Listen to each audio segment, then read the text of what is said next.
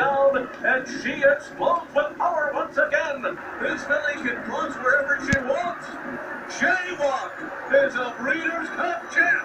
As they come down to the line, he doesn't know how to lose. He's game winner in the Breeders' Cup Juvenile.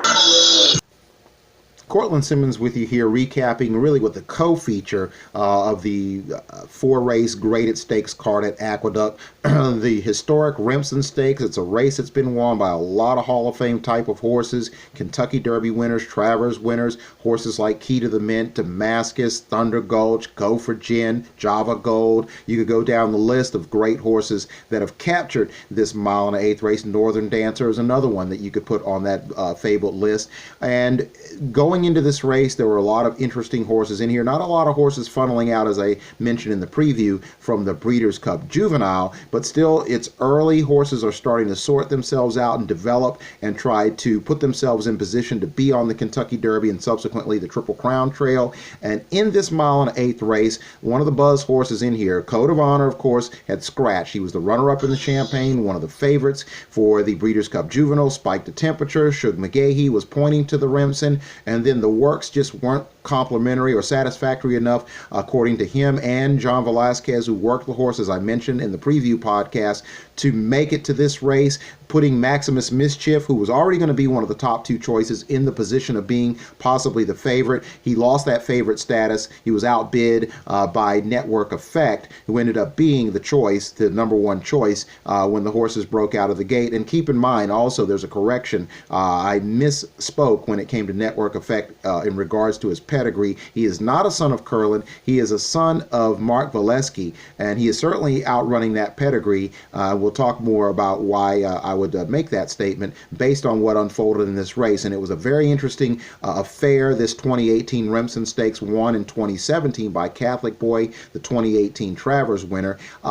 First split, 25.12 in the first quarter. Maximus Mischief right there stalking the pace, pretty much almost establishing the pace. 50.67 for the half, 114.60 for three quarters. Final time 151.34. Maximus Mischief was challenged in the stretch by Tax, a son of Arch. In the stretch, he ran very, very hard in here and really made a race of it for a few minutes. But Maximus Mischief never, ever let anyone get close enough to him to be outbid in this race. Network Effect was 5 lengths back in the stretch and then made up some really nice ground, made up about 3 lengths.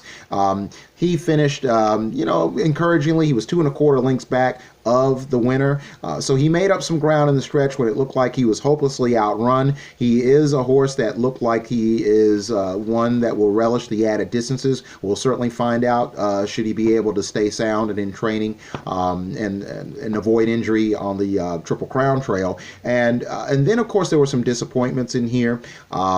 Again, Maximus Mischief is by Into Mischief, and he's by Out of a Song and a Prayer mare. As I said in the preview podcast, that he doesn't have the pedigree that would lend you to believe that he wants these classic distances, but he certainly outran what doubts you had about his bloodline in winning this race. He looks like he's got a lot of gears. It's been said that not only is he a very, very professional racehorse, but when horses get near him, he gets even, he becomes even better. So in other words, he thrives on the competition.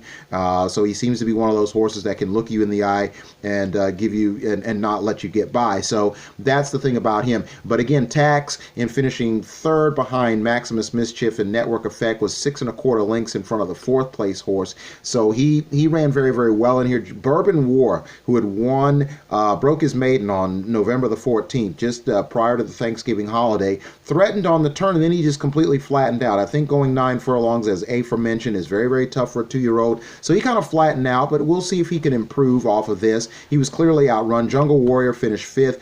Gladiator King, who is the son of Curlin, I misspoke when saying Network Effect was a son of the 2007-2008 Horse of the Year. Gladiator King, disappointed in here. Again, another one of those mixed bag situations, another disappointment from Curlin. So it's getting to be a kind of up and down situation in terms of how his progeny are running in this race. But he could be excused for the fact that it is a 2-year-old race, and it is, these are juveniles going a mile and an eighth, and that's not, an easy thing even for 3-year-olds leading into the major preps at 9 furlongs going into the Kentucky Derby, much less a 2-year-old race.